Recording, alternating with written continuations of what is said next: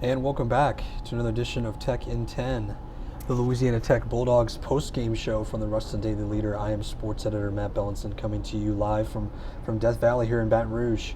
Louisiana Tech loses to LSU 23-7. Bulldogs drop to 1-1 on the season. I'm going to start off by saying, I think, obviously if you heard my season predictions video, and I think frankly if you were an objective Tech fan, you came into tonight saying, okay, so what? If we lose to LSU, it's to be expected. The point spread's 38 points, 37.5, we know whatever it is. This is the number 3 team in the country. It's a Power 5 team playing in their home opener. Well, who really cares? That point is taken. At the same time, Louisiana Tech's defense showed out tonight. That's just a flat-out statement. You hold LSU to 2 touchdowns at home. You hold them to 3 field goals and 2 touchdowns, and you're only down 10-0 at half. I don't really know much more what much more you need from your defense. You pick off Garrett Musmeyer on the first drive of the game, and your offense goes 3-0. You have a potential muff punt recovery, and your special teams unit is in an illegal formation. And your starting quarterback throws for 50 passing yards. It's just, I told someone on the way up to the press box tonight that it reminds me of the 2024 season. It just does. And again, I know we're only 2 games in, and again, losing to LSU is not the end of the world. It's not the end of the season. Louisiana Tech still has plenty of opportunities to win conference games. But I think it's just disappointing that you leave a game thinking, man, if we had an offense that played more than a quarter, more than 2 drives at a time, like maybe LSU, maybe Louisiana Tech could have won this game tonight. That is not a crazy statement to make. It is a 10-0 game at the half. You pick off Garrett Musmeyer on the first drive, and your offense punts every single drive of the first half. You're left wondering, man, what could have been? And I think, again, it's scary to think that you might have a top 20 defense once again if you're Louisiana Tech, and you might waste it. And you might have an opportunity wasted in a season that, frankly, should have expectations to win. It should have expectations to do great things. And unfortunately, your defense is going to be wasted. I think that's the overall sentiment, is that your offense has no quarterback. It has no run game. It has no playmakers on the outside right now, and I think just overall, you're lacking explosiveness as an offense. I mean, again, you don't reach 100 yards of offense until 6 minutes to go in the fourth quarter. And again, I understand you're playing LSU; they probably have the best defense in the country, but look competent. Look like you have a college offense. Look like you understand that you have an FBS play caller that's done this for a decade plus. You hand-selected Trey Kukuk out of a large sample size in fall camp, and you determined that he was the quarterback to lead this offense. And as a passer so far through 2 games, he has less than 200 combined passing yards. He cannot hit simple out routes. He cannot do the simple things. They're trying to establish him as a runner. He has not done that. So I think just overall, offensively, you're just left with what exactly has changed from last year. I think defensively, clearly nothing has changed pretty much, outside of a couple players here and there. This is a defense that just, you're playing a first-round quarterback tonight, and you have 5 pass breakups, 3 sacks, 8 tackles for loss. Like you did your job as a defense. You cover the spread. You did not get embarrassed tonight. But at the same time, offensively, it was an embarrassment. I mean, again, you don't score until about 6 minutes to go in the game. You don't have all the opportunities in front of you to extend the lead or potentially have a lead, and you just waste it. And so I think that's the frustrating part, is that once again, your defense, coming off a 24-0 shutout of Southeastern Louisiana to open the season, you come back here to Baton Rouge in a game that most pundits thought, this would be over, midway through the first quarter. This will be over by halftime. It's a 10-0 game at half. This is a real game that you had an opportunity to win. And unfortunately, your offense just continues to not play the first quarter. I mean, again, less than 40 yards of offense. 0 for 2 on third down. 1 for 5 on third down in the first half. And again, I understand, you're playing probably the number 1 defense in the country, and that's fine. And I didn't expect Louisiana Tech to come out here and put up 30 points, but you had so many opportunities to look competent. Your defense gave you so many opportunities to stay in this game, to potentially lead in this game. And you leave Baton Rouge wondering, man, if we had an offense, what could have been? I think the most concerning thing for me right now is I don't see the creativity. I don't see the explosiveness. I don't see the differentiation offensively from what was last year's offense. I'm going back to last year, and this team had no running attack whatsoever. They finished as a bottom 10 rushing attack in the country. They were terrible in the red zone. Frankly, this team right now can't even really get in the red zone. Obviously they scored 2 touchdowns last week against Southeastern, and then they found a 33-yard touchdown, Blake Baker to Devin Gandy, late in the fourth quarter today. But outside of that, this team doesn't reach the red zone. This team goes 3 and out, or this team picks up a first down and goes 5 plays for 30 yards. That's kind of the Tech drive right now. And so I think and again, it's 2 games. I don't want to go full doom and gloom, but at the same time, when you're Sonny Cumbie and this offensive staff, and you spend all offseason saying we're ahead of schedule than where we were in previous seasons, we like Trey Kukuk as a quarterback. We feel confident that we have multiple playmakers on this team. They're going to finish with 50 to 60 catches. That's what they said in the preseason, that they feel like this wide receiver room has the opportunity to be a group that it contains multiple playmakers. Outside of Devin Gandy's garbage time touchdown tonight, I don't really know wide receiver wise who's really catching your eye, who's really standing out and having a breakout so far through 2 games. Eli Finley was non-existent tonight after 4 catches for 59 yards, and the opener did not really hear his name called much at all. Again, obviously your starting center Landon Nelson came down with food poisoning, so certainly operationally offense things were going to change, but just because Landon Nelson has food poisoning, that doesn't mean that your offense just goes completely inept.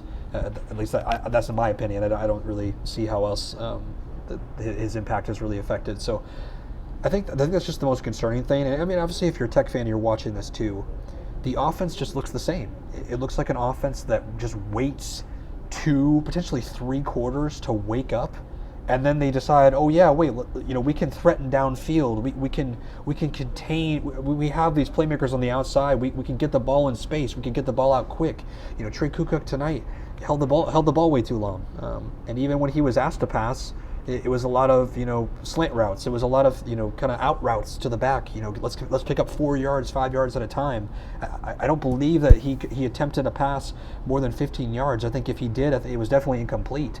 So I guess I'm just kind of curious, like what exactly has changed from last year outside of the different play caller by name. I think that's just the most concerning part offensively was, again, you opened the season against an FCS opponent, a team that you should have beaten. And again, you beat them 24-0, you beat them handily, but you only scored 2 offensive touchdowns. You should have put your foot down and frankly destroyed them. You should have opened the season with the jetpacks and all of the things that were promised in the offseason, and you didn't. And then again tonight, I didn't expect them to put up 30 points, but they had multiple opportunities to give LSU something to think about. They had multiple opportunities where they crossed LSU territory and then they just stalled out. So I think that's just the most concerning part is defensively, I think they have a top 25 defense again. This linebacking core, I mean, Mekhi Mason, Colby Fields, and Sifa Leota, I mean, like, they're the best linebacking trio, I guess I should say, that I've seen in 4 years covering Louisiana Tech. I think this defensive back room, they had a rough night, I think as far as the pass interference calls. Some of those were questionable. I think, Jacob Fields, kind of inside the 15-yard line was questionable. I could see how Jamal Shelby's was called. It was kind of 50-50, but by and large, I think it was just kind of an up and down night for this defensive backfield. Again, you had 5 pass breakups. You had the interception to start the game. But then you had multiple pass interference penalties. You had a couple holding calls. There definitely were some moments where this defensive backfield was challenged. I mean, again, they faced a first-round quarterback tonight, and they frankly held their own. Again, Nussmeier only has the 1 touchdown. So it's just one of those things where, man, like I'm really high on this defense. And I think, frankly, if you're a Tech fan, you should be too. This defense is really good. I expect them to be the best defense in Conference USA. But at the same time, like, we have to talk about this offense. We have to talk about how this offense is not producing. It's not threatening. It's not even looking competent. Like, they didn't even put together like a field goal drive in the first half to give you something of, okay, hey, we're on the board. We're in the fight. I mean, they couldn't even do that. So it's one of those things where I think you leave tonight saying, again, on its surface, a loss to LSU. Okay, so what? I predicted them. And I think most people predicted them to start 1-1. Okay, that's fine. But you're leaving 2 games. We're 2 games into the season now where your offense has shown no signs of progress. And frankly, Sonny Cumbie even said it in post-game tonight. It sounds like there's again another quarterback controversy at Louisiana Tech. We're not even through September, and another starting quarterback controversy is potentially underway. I asked him point blank. Obviously Blake Baker got to play, pretty much most of the fourth quarter. Was that by design? Like, is the starting quarterback role up for grabs next week? I asked Sonny Cubby that, and he said he's going to talk to Tony Franklin about it. He said they're going to evaluate what gives them the best chance to win. I said this on here when I did my preseason predictions video that I didn't understand the rationale of just moving on from Evan Bullock. I understood that Tony Franklin has his own offensive system. He wants to have a running quarterback, a mobile quarterback. Through 2 games outside, again, Trey had the 17-yard run tonight as the highlight, I guess, of his night here at LSU. Outside of that, like, what exactly has the running quarterback element added to this offense? Not much. So I think I'm just kind of left wondering, like, why did they feel so confident that Evan Bullock was not going to be effective in running this offense?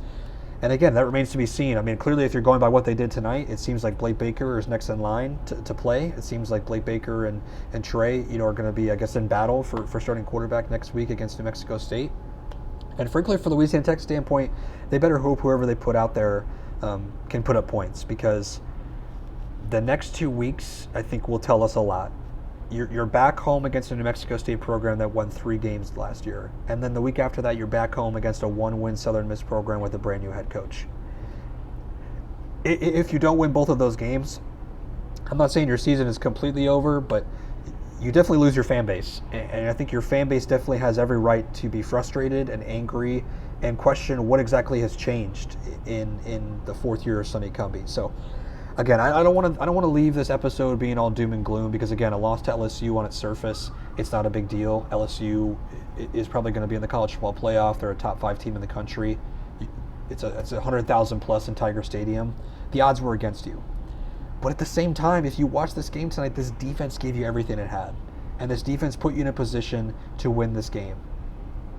And the offense, once again, has nothing to show for itself until 6 minutes to go in the 4th quarter. So it's just kind of one of those concerns that I think until they prove us wrong, until they show that they can improve as an offense, you just have to assume that they're going to take the first quarter off. You have to assume that they're going to take the first half and just kind of slow play it, and then maybe in the 3rd quarter they'll score. That is what this offense is. And again, I know Tony Franklin didn't call the plays last year, but that's what this offense has been. And I think that's just the concerning part, is that you have a top 25 defense that showed tonight on a stage in Baton Rouge that they can hang and that they can hold down some of the best offenses in the country. They proved that tonight. You have an offense that has so many questions. I think that's a real concern when you spend all offseason overhauling that side of the ball. So again, Louisiana Tech falls to LSU 23-7. The Bulldogs are 1-1. After 2 weeks of football, they return to Joy Stadium next week to play New Mexico State and Southern Miss in back-to-back weeks, and then the Bulldogs will begin conference play for real. So that's going to do it for now for this edition of Tech in 10 from Tiger Stadium. I appreciate you all listening and following along this season. Have a good one.